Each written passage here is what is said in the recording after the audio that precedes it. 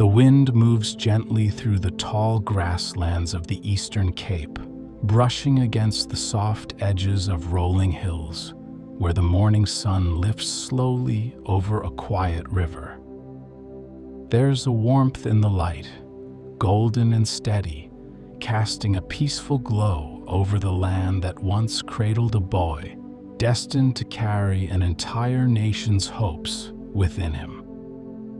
The soil is rich with stories, and in the stillness of this place, one can almost hear them, quiet echoes of footsteps, voices carried on the breeze, and the patient rhythm of change unfolding.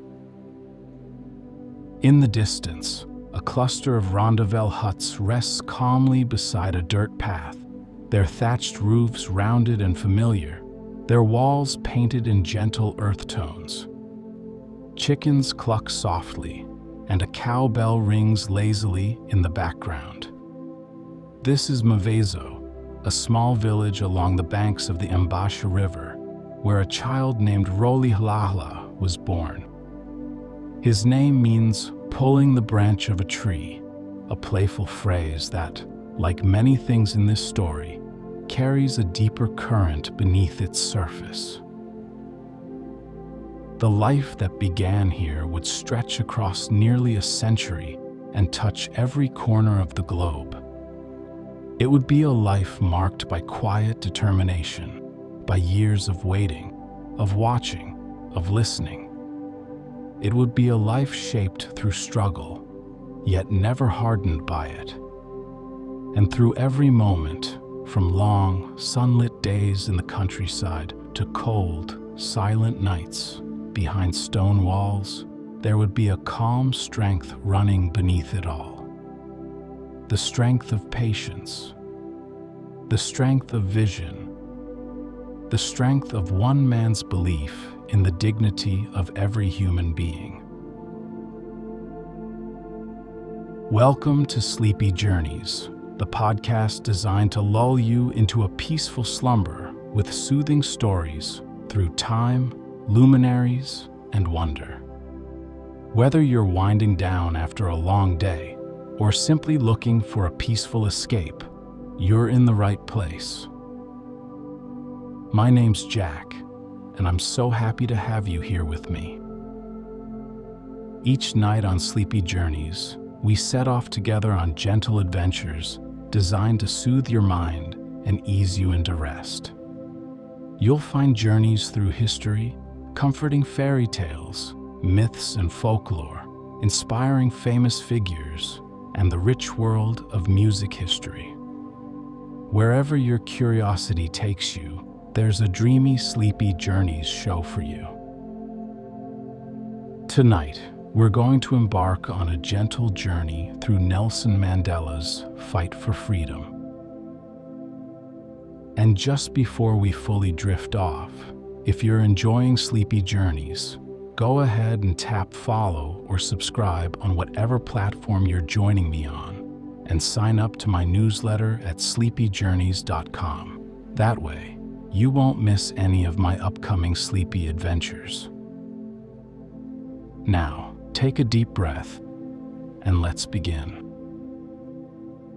As we move slowly into this journey, picture again the landscape of Mandela's beginnings, where green meets sky, and the air carries the scent of grass, wood smoke, and river water. It is here that a young boy, walking barefoot through tall grass, first began to sense the quiet strength of his heritage. He listened to elders speak beneath acacia trees, their voices low and steady, weaving tales of valor and wisdom, of unity and purpose. And perhaps, even then, he carried those stories with him, not just in his memory, but in the rhythm of his heartbeat and the steady gaze of his future. This is a story of stillness, of change arriving quietly, like morning mist rolling across the land. It is a journey through time guided by one man's steady voice and an unshakable calm wisdom that endured through decades of adversity. His name would one day echo through stadiums and be written in history books, but here we remember him simply as a man of grace, a man of peace, and a man whose path we now walk, gently and unhurried, beneath the stars. In the southeastern curve of South Africa, where green hills sway gently like waves beneath a soft sky, the Transkei region stretches with calm elegance. This is a land where time seems to breathe slowly, where the seasons change with quiet grace, and where the earth feels deeply familiar, a patchwork of grasslands, slow-moving rivers, and far-reaching horizons. The land here drifts, flowing in every direction like a lullaby laid into the ground itself. It was in this peaceful landscape that Nelson Mandela first opened his eyes to the world.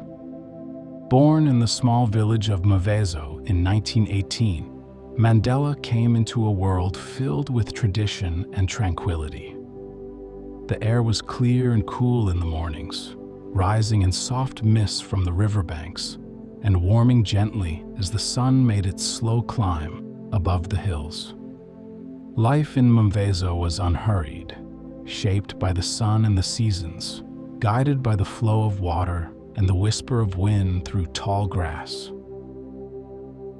Children ran barefoot along dusty paths, their laughter echoing softly between the huts. Women tended to gardens, moving with practiced ease, their hands guided by knowledge passed down like stories.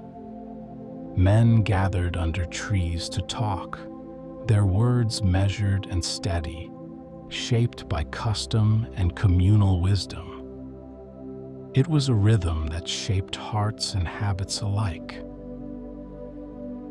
Mandela's early days were filled with this rhythm, mornings warmed by soft light through a small hut's doorway, afternoons filled with the sights and sounds of village life, and evenings that drifted into stillness as stars stretched slowly across the sky.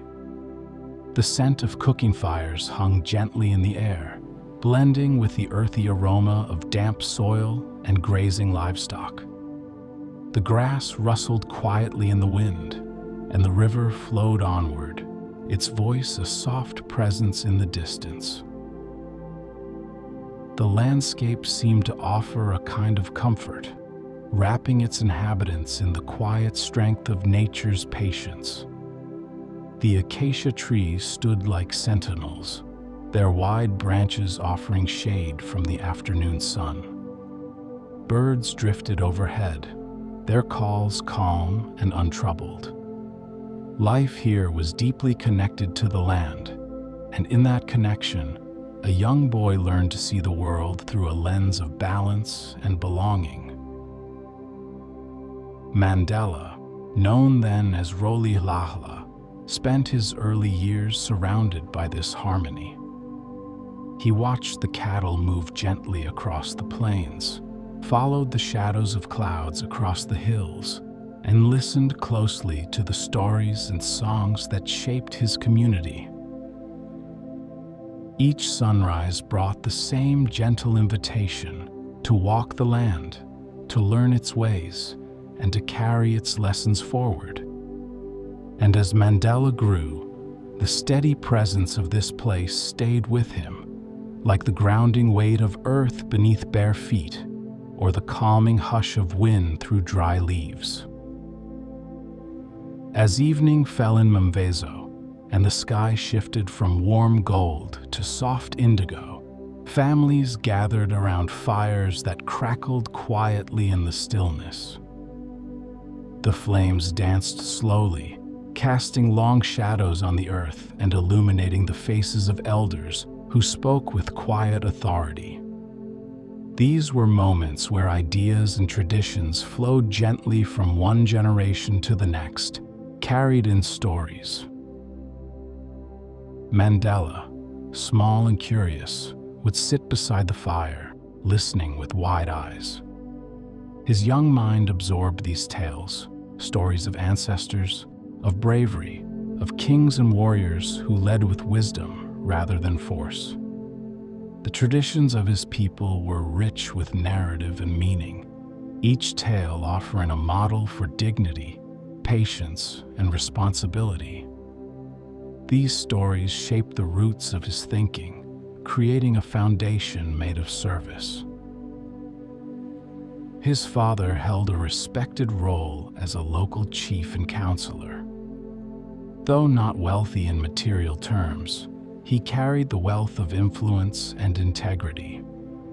Mandela watched him closely, absorbing the way he listened before speaking, how he treated others with consistency and fairness, and how he held firm to his values even when circumstances challenged him.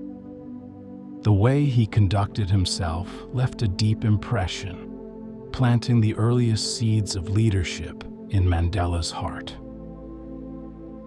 When his father passed away, Mandela was just 9 years old. He was then sent to live in Kunu, and later taken in by the Thembu royal household under the guardianship of Chief Jongintaba Dalindyebo. This move, while significant, unfolded quietly. There was no upheaval, only a slow transition from one form of guidance to another. And in this new home, the lessons continued, perhaps not always spoken aloud, but always present in example and atmosphere.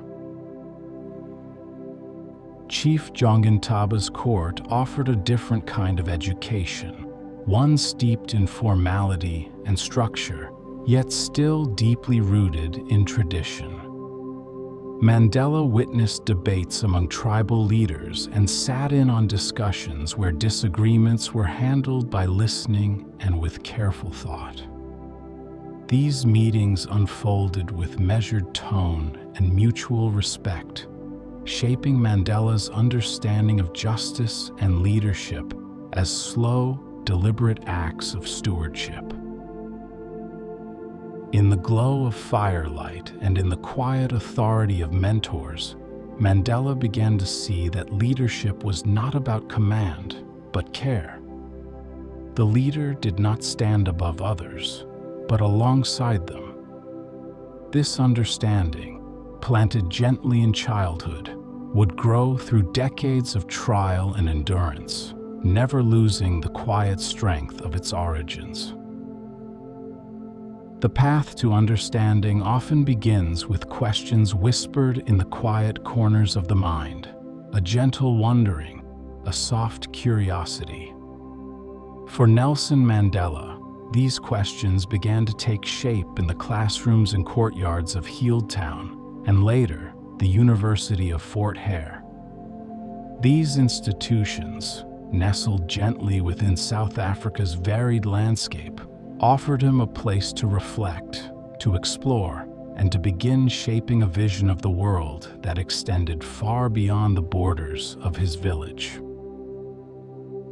Healdtown, a Methodist boarding school near Fort Beaufort, stood in the Eastern Cape Hills. Its simple buildings and gravel paths held the soft hush of discipline and devotion. Morning assemblies echoed with hymns and quiet prayers, the voices of students rising gently into the air, carried on the breeze. Teachers moved thoughtfully through their lessons, and the students, some of them far from home, walked the corridors with a sense of possibility wrapped in silence.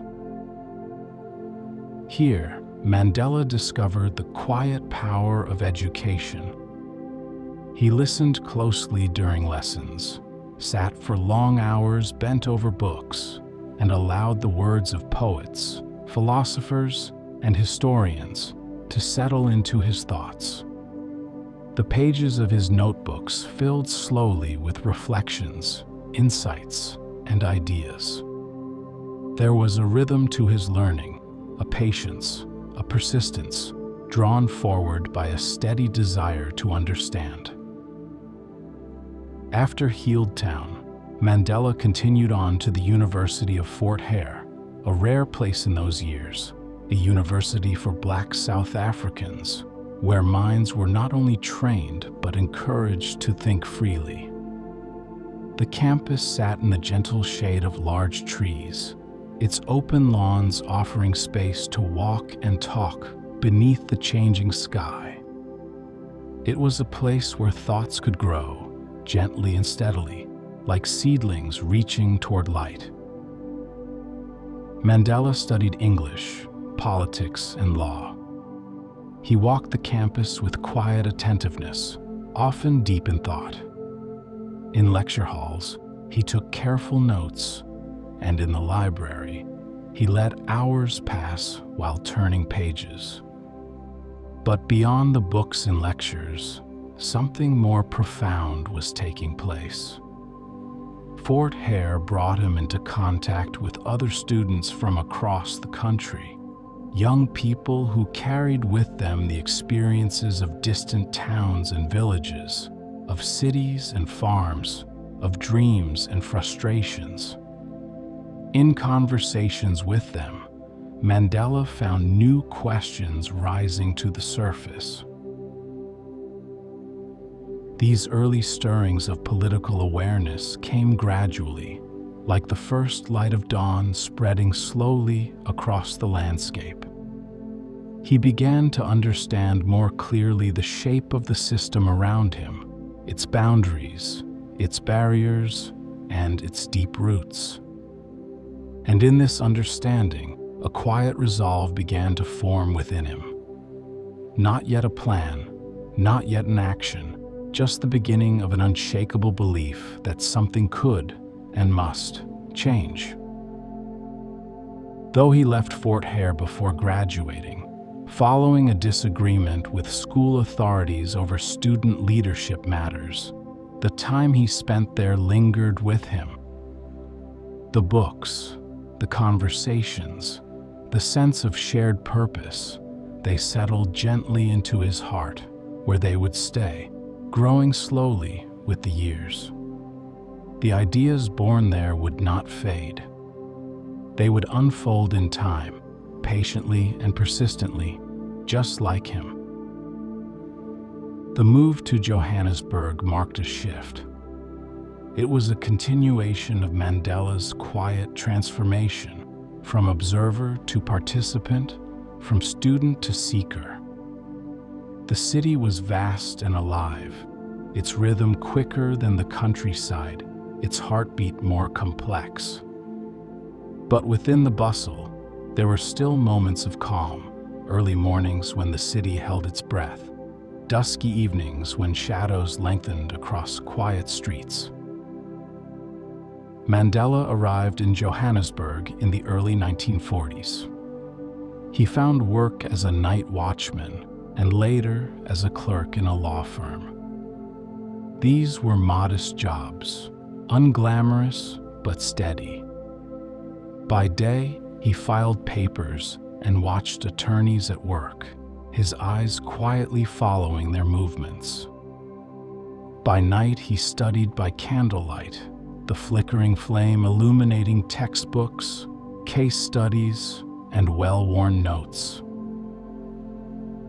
It was during these years that he met people who would change the course of his life. Among them were Walter Sisulu, a quiet force in the African National Congress, and others whose commitment to justice flowed from deep, calm determination. Their presence was steadying, their purpose clear. They spoke softly but firmly about dignity, equality, and the long road ahead. Johannesburg also revealed the sharp edges of apartheid more clearly than ever before. Mandela saw the separate entrances, the forced removals, the laws that confined people not just in space, but in possibility. He walked past signs that labeled water fountains and park benches by race. He heard the quiet sorrow in the voices of those whose opportunities had been cut short, whose dreams had been boxed in by laws that whispered injustice at every turn. Rather than harden, Mandela's heart grew more resolute. He began to see activism not as a burst of rebellion, but as a slow, committed practice, one grounded in learning, in community, and in deeply rooted belief.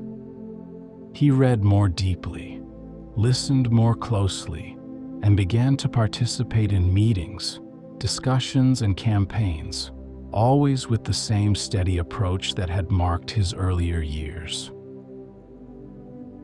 The African National Congress Youth League would eventually become his formal entry into organized resistance, but even before that step, Mandela was finding his way toward a life of service. With every book read, every law reviewed, every quiet conversation held in the corners of offices or the back rooms of homes, he was moving forward, one step at a time, with patience, with purpose. In the city's shifting light, surrounded by contradiction and quiet courage, Mandela began to walk the path that would lead him, slowly and with unshakable resolve, toward history. His steps were still new, still tentative, but already filled with the strength that would carry him through the years to come. By the time Mandela formally joined the African National Congress in the 1940s, the idea of resistance had already begun to settle within him, like a smooth stone at the bottom of a stream, quietly present and gaining weight with time. The ANC, founded decades earlier, was itself a body of calm endurance, created to give voice to dignity, to speak gently but firmly against a tide of exclusion and control. In the softly lit halls where members met, the conversations were steady and thoughtful. Mandela sat among them, listening at first, the way he always had.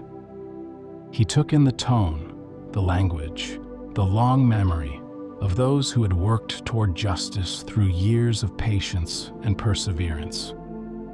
These were men and women shaped by principle, whose presence conveyed a quiet authority. As Mandela grew into his role, his voice began to find its place in that measured harmony. He spoke with calm passion, seeking to encourage and awaken. His speeches carried a steady cadence, words chosen carefully, their strength lying in clarity rather than volume. He wrote essays that unfolded thoughtfully, one paragraph flowing gently into the next, like a current moving downstream. The ANC Youth League, which Mandela co-founded, brought new energy into this landscape of deliberate action. It did not abandon the foundation of peace and dignity. Instead, it added momentum to the river, urging it forward with careful guidance. Mandela and his peers were deeply aware that change would not arrive in a rush, but that each action, each word, each meeting contributed to the flow.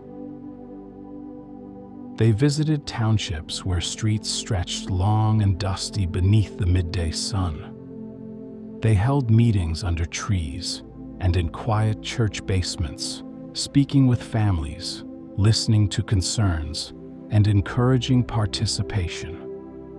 Pamphlets were passed from hand to hand, each one a quiet testament to collective hope. No single act stood alone. Together, they formed a growing presence, a voice that could no longer be set aside. Mandela's approach, shaped by years of quiet observation and steady learning, brought a particular grace to these efforts. He did not push his way to the front. Instead, he stepped forward when the moment called, offering calm guidance, clear direction, and a deep, unwavering belief in the justice of their cause. He moved carefully through legal offices, organizing strategies by day, and walked the narrow alleys of townships by evening, always in tune with the people he served. Peaceful resistance was not merely a tactic. It was a reflection of something deeper, a belief that justice must be built with hands unburdened by vengeance, and that dignity could not be claimed through cruelty. Mandela and the ANC worked to craft change as one might craft a stone path, one step at a time, each laid with care, each connected to the last. As the 1950s unfolded, the air in South Africa began to carry a quiet tension, like the sky before a long-awaited rain. Across the nation, voices were joining together in firm insistence. It was during this time that the Defiance Campaign emerged, a carefully coordinated movement that called upon ordinary people to step forward in acts of civil disobedience. Mandela stood at the center of this moment. He helped organize volunteers, planned logistics, and wrote instructions with calm clarity. The campaign's goal was to awaken the conscience of the nation through peaceful defiance, through dignity in the face of unjust laws. Participants were invited to expose the hollowness of the system. The acts themselves were simple and symbolic.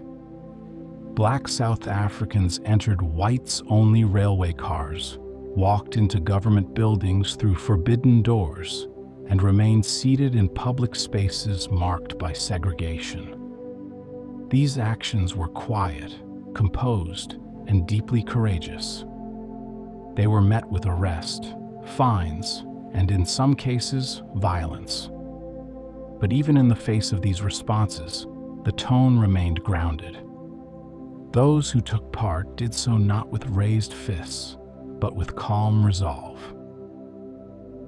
Mandela, always attentive, often visited police stations and courtrooms to support arrested volunteers. He spoke with them, offered encouragement, and handled legal matters where he could. These encounters were filled with solidarity. The campaign had become a kind of gentle current, a persistent stream, slowly reshaping the ground it passed over. In meetings, Mandela continued to refine his approach. He emphasized discipline and preparation, ensuring that each act of defiance was thoughtful and coordinated. The campaign was not about chaos or confrontation. It was about standing still in the face of injustice and letting the world take notice. There was a quiet courage in this, the willingness to accept consequence, to walk willingly into a cell, knowing that each step was part of a much larger path. The government responded with crackdowns and trials, but it could not still the growing sense of unity. Newspapers reported on the campaign with increasing frequency, and stories of peaceful defiance reached far beyond South Africa's borders. Mandela's name, while still growing in recognition, became linked with this calm strength, a strength that did not retreat. Through the Defiance Campaign, Mandela and the ANC showed that protest could be as soft as a whisper and still be heard. They showed that even under the weight of oppressive systems, people could rise, slowly, gently, and together, with dignity in their step and clarity in their purpose. As the winds of resistance grew stronger, the government's grasp tightened. Peaceful protests were increasingly met with bans, arrests, and force. Mandela, once visible at the front of gatherings and public events, now moved in quiet shadows, slipping through doorways and alleys, His presence felt more than seen. He lived without a fixed address, without the certainty of safety, a quiet figure in motion, always listening, always watching. This period of Mandela's life came to be known as his time underground. It was a life lived between dusk and dawn, where moments were carefully measured and each movement held purpose. The press began calling him the Black Pimpernel, referencing a character known for his ability to elude capture with remarkable grace. Mandela accepted the name with gentle humor, even as he moved with great care. There was no desire for mischief in his evasion, only the continued need to serve, to guide, and to protect. He changed clothes often, sometimes wearing workers' overalls, sometimes a chauffeur's uniform. In one moment, he was quietly slipping into a meeting behind a bakery. In the next, riding in the backseat of a car past police checkpoints, his expression calm and unreadable. The work did not slow. Instead, it deepened. Underground, Mandela helped coordinate strikes, organize communication between resistance cells, and guide the broader movement towards strategic nonviolence, even as the state turned increasingly to aggressive measures. Even in hiding, his days were carefully shaped. Early mornings were spent in thought and writing, his pen moving steadily over paper as birds sang softly outside shuttered windows. Notes were passed hand to hand, always coded, always discreet. Meetings were held in kitchens, in back rooms, in cars parked beneath tall trees. The city hummed around him, but Mandela moved like a still point within it, present, observant, steady. His connection to the outside world remained strong. He kept in contact with leaders of the African National Congress, maintained communication with friends and allies, and continued to write articles that called for peace and unity. Though his face was absent from rallies and marches, his influence remained ever present, like the deep current beneath still water. During this time, Mandela also quietly left the country, first to visit African nations sympathetic to the anti-apartheid cause. These journeys were brief and carefully planned. In Ethiopia, he received brief military training. In other countries, he held quiet talks with heads of state and activists. His tone always remained thoughtful. He was not calling for chaos or revenge. He was seeking wisdom, building alliances, and returning again and again to the idea that true freedom must grow from dignity and shared responsibility. Eventually, Mandela returned to South Africa, slipping once more into the shadows of resistance. But the net around him had tightened, and in 1962, he was captured and arrested. Even as he stood before the court, his posture remained calm. He met the moment with acceptance, his spirit unbroken, his eyes quietly focused on the horizon still ahead. The courtroom in Pretoria held a strange stillness in the early days of the Rivonia Trial. It was 1963, and Mandela, now imprisoned, stood with several of his fellow resistance leaders, accused of acts against the state. The charges were heavy. The government determined to silence a movement. Yet within those walls, something deeper was unfolding, a quiet unveiling of truth, spoken clearly and without fear. Mandela entered the courtroom with a calm, steady presence. His shoulders were relaxed, his gaze composed. He listened attentively during the long proceedings, his expression serene. Outside, the world waited, hushed with anticipation.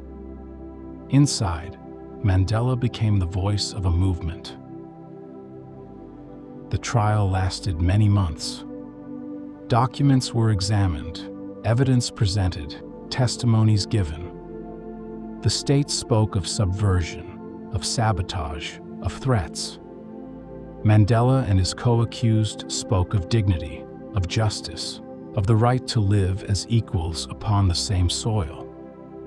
They did not deny their actions, but explained them with purpose and integrity, absent of bitterness. Then came Mandela's statement from the dock, a speech that would echo through time. His voice was level, his words deliberate. He spoke of the injustice of apartheid, of his hopes for a free and equal South Africa, and of the deep belief that all people, regardless of race or color, deserve the same rights, the same freedoms, the same peace. Near the end of his statement, Mandela spoke words that would linger in the hearts of generations. I have cherished the ideal of a democratic and free society in which all persons live together in harmony and with equal opportunities. It is an ideal for which I am prepared to die. He said this as a simple truth, as if the words had always lived quietly within him, waiting for the right moment to be heard. The court sentenced Mandela and the others to life imprisonment. Outside, the wind stirred through the streets of Pretoria, as if echoing the steady cadence of Mandela's words. His journey was about to take him to a distant island, where years would pass slowly and silently. But in that courtroom, the tone had been set. Mandela had not pleaded for mercy. He had not begged for understanding. He had simply spoken, with unwavering calm, from the deep center of his beliefs. And that stillness, that quiet courage, had already begun to change the world.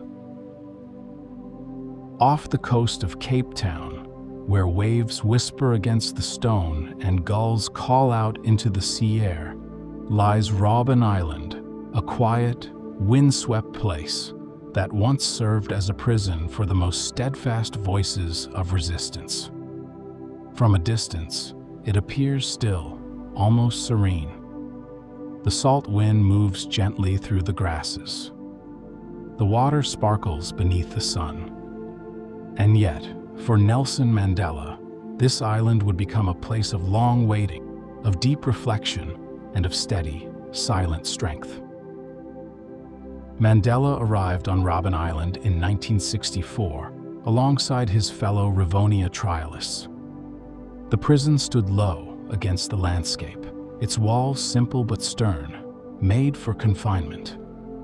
Inside, cells were small and bare. The walls carried the cool dampness of the ocean. A narrow window allowed a narrow strip of light, and the door closed with a firm, echoing finality. The days followed a quiet rhythm. Wake at dawn. Assemble. March. Labor. Return. The men worked under the open sky in a limestone quarry where the sun reflected brightly off pale rock. It was a harsh light, and the work was relentless, chipping, carrying, repeating. Mandela carried himself with a calm dignity, not speaking often, but always observing.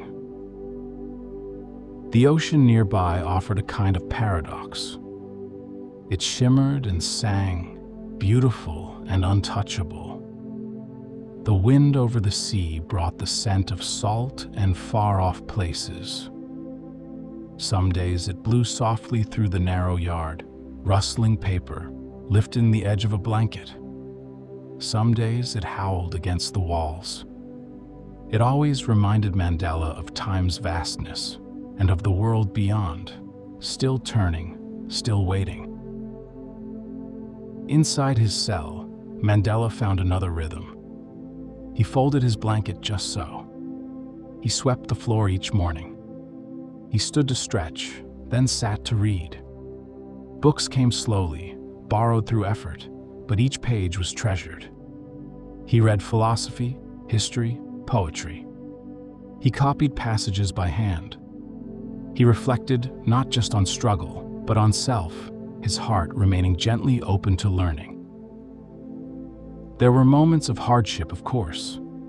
Separation from his family, restrictions on letters, the long wait between visits. Yet Mandela did not allow these losses to consume him. Instead, he allowed them to pass through him, like wind through tall grass. He remained grounded. His spirit, though tested, did not waver. On some afternoons, during rare breaks, the prisoners would speak in low tones. They would tell stories, share news, and offer each other encouragement. These soft exchanges were small affirmations that even here, in this distant place, humanity still stirred and hope still rested quietly between them. Robben Island was a period of deepening in Mandela's life, a time when silence became a form of expression and patience a form of protest. The sea that surrounded the prison steadied him, like a lullaby sung endlessly, waiting for the day when the tide would shift. Within the stone walls of Robben Island, where the days drifted one into another with measured stillness, Mandela cultivated a deeper kind of presence. He read with attentiveness. He wrote with care. And in the space between words, he grew quietly into a figure of profound wisdom. Letters were lifelines received like gifts, envelopes handled with reverence, opened slowly, each line read and reread. Mandela wrote to his family, to his children, to comrades and colleagues. His handwriting was even, his tone thoughtful. Each sentence was constructed with intention, as though he were building bridges through time and across walls. When letters could not reach the outside world, Mandela still wrote, in notebooks, on scraps of paper, on whatever he could find. He recorded his thoughts about justice, about reconciliation, about history and healing. These writings were private at first, but even then, they were guided by a sense of responsibility. He was writing for the future. Quietly, over years, his words took shape as lessons and meditations on service and humility.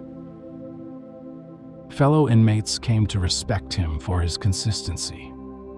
He listened closely when they spoke, never interrupting, never dismissing. He mediated disputes patiently and with a calm tone. Even prison guards noticed his balance, firm yet respectful.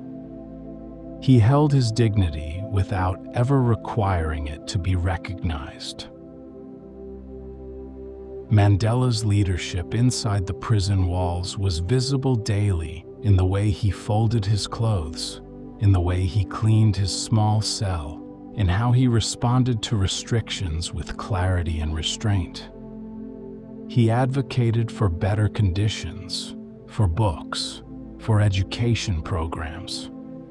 He helped fellow prisoners study law, coaching them through lessons, reminding them that the mind, once opened, could not be confined. The reflections he carried became layered with time. He considered the nature of anger, of identity, of forgiveness. His thoughts invited the building of a different kind of society, one shaped by respect and compassion. Years passed this way. Seasons turned. The wind continued its song over the sea. Through it all, Mandela remained steady, learning, leading, and becoming, through grace, and a quiet faith in the human spirit. On a soft February morning in 1990, the gates of Victor Verster prison opened slowly. A quiet hush seemed to settle over the land, as if the hills and valleys themselves were pausing to breathe. In the gentle light of that day, Nelson Mandela stepped forward with calm, measured steps. He wore a simple suit, held hands with his wife, and walked as if the years behind him were part of the very ground beneath his feet. The world watched, hushed and hopeful. His release was like a sunrise, gradual, warm, full of promise. As Mandela emerged after 27 years of imprisonment, there was no bitterness in his eyes. His smile was quiet, his wave steady. The crowds gathered peacefully, some wiping tears, others standing in silence. In that still moment, history shifted. Mandela's walk into freedom was not the end of a struggle, but the beginning of a new journey. He returned to a nation still divided, still wounded by laws and walls that had kept people apart. Yet he carried himself as if the possibility of healing had always been close, like a low, constant hum beneath the noise of injustice. That tone, gentle and persistent, became the heartbeat of the transformation to come. Meetings followed, long, patient negotiations with government officials, fellow leaders, and communities. Mandela spoke softly, choosing each word with care. He did not demand retribution. He invited understanding.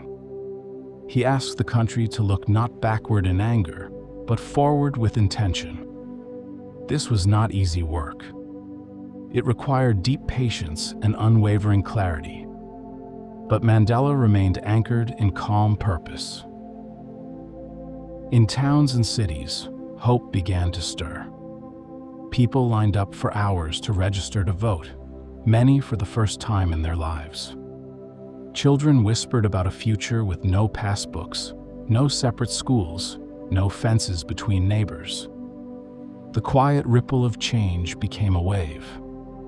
And when, in 1994, Mandela cast his ballot, he did so with his hands steady, his expression thoughtful. A single vote, dropped into a box, carried the weight of generations. When the election results were announced and Mandela was declared South Africa's first black president, there was joy, but also reflection.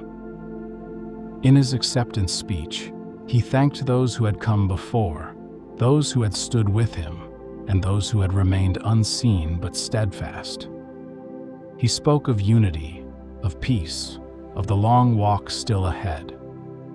There was no triumphalism, only gratitude and resolve.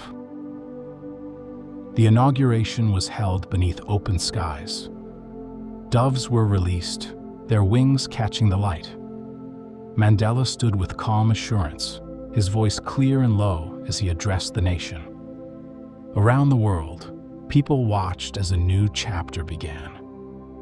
The long night was ending, and the first rays of morning were stretching softly across the land. As president, Mandela's leadership style was rooted in listening, in observation, in the art of steady encouragement. He moved through the halls of power with the same quiet dignity that had carried him through the prison yard. He greeted visitors with warmth, spoke gently in interviews, and kept his schedule filled with the rhythms of service. One of his earliest and most remarkable acts was the formation of the Truth and Reconciliation Commission, a process of bearing witness. Victims spoke, perpetrators confessed, and through the slow, often painful sharing of truths, a new understanding began to emerge. It did not erase the past, but it illuminated it openly so that healing could begin. Mandela met with those who had once been his jailers. He invited them to tea. He listened to their stories. In public and private, he extended a hand in a gesture of deep strength. Forgiveness, to him, was not forgetting. It was remembering fully and choosing peace anyway. During his presidency, he focused on building schools, homes, clinics. He encouraged investment, spoke to business leaders, and promoted unity in both word and practice. He wore the rugby jersey of the national team, once a symbol of division, and cheered beside them as they won the World Cup. The crowd, once fractured, stood together. The gesture was simple, but it resonated. Mandela served only one term. When the time came, he stepped aside with ease, his voice steady as ever. In retirement, he continued to speak softly to the world. He advocated for children's rights, for HIV/AIDS awareness, for peace in places torn by conflict. His presence at summits and events brought a kind of calm, a sense that, even amid uncertainty, wisdom and kindness could still lead. He became an elder statesman through example. People came to him for advice, to sit in his presence, to listen. He received them with patience, always unhurried, always present. His words remained measured, his movements grounded. He wrote books, gave speeches, and shared his thoughts, always circling back to the same themes: dignity, patience, and shared humanity. Toward the end of his life, Mandela moved more slowly. His voice grew softer, yet his influence remained wide and deep. Tributes flowed from every corner of the world. He had become something more than a leader. He had become a symbol of what quiet courage could achieve. In his final years, he returned often in thought to his childhood landscapes, to Mvezo, to Kunu, to the fields and skies of the Transkei. And when he passed, the world bowed in silence. Flags lowered, bells tolled softly, and candles flickered in windows across continents. Nelson Mandela's legacy was not made in a single speech or act, but in the consistent presence of calm resolve. He had walked through history to gently reshape it, one patient step at a time. The wind moves slowly through the tall grasses of the Eastern Cape, just as it always has. It brushes against the soft hills and murmurs across the open plains, carrying with it the memory of quiet footsteps and the warmth of long-ago days. Somewhere near the banks of the Mbash River, the sky is turning amber once more. The shadows grow long, and the land exudes the peaceful hush of early evening. In this gentle twilight, it is easy to picture a boy walking barefoot along a dusty path, his eyes lifted toward the clouds. The sun is low. The air is cool and still. He walks with calm curiosity, guided by the rhythm of the land and the steady pulse of ancestral stories echoing in his heart. He doesn't yet know the journey ahead, only that it will be shaped by patience, by learning, and by listening. The images drift softly now, from the village fires of his youth to the corridors of quiet schools, from dimly lit courtrooms to stone-walled cells. Each place holds a stillness of its own, and within each stillness, a steady presence, Mandela himself, never hurried, never loud, always gently grounded in purpose. His voice moves like the sea breeze across Robben Island, and his steps land with the weight of wisdom across the open earth. Even in memory, his presence feels like a calm tide, steady, persistent, kind. He does not command attention with noise or force. Instead, he lingers like a song heard from far away, the melody simple and unwavering. As the journey draws to a close, the landscape seems to fold gently around his story. The hills exhale. The ocean sighs. The soft hush of night begins to settle across the fields, across the homes, across the cities he once walked. There is peace here. And so, we return again to the image of Mandela walking, slowly, calmly, into the early light of a new day, his shoulders relaxed, his gaze thoughtful.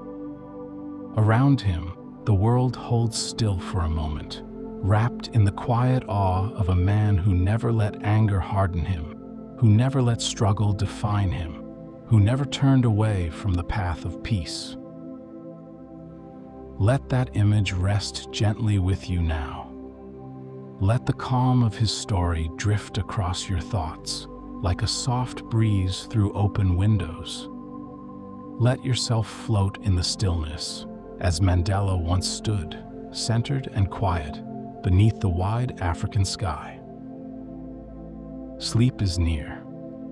The stars are rising, and the journey has been long and good.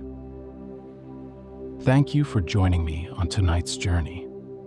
I hope it brought you a little peace, a little wonder, and a little closer to rest. Until next time,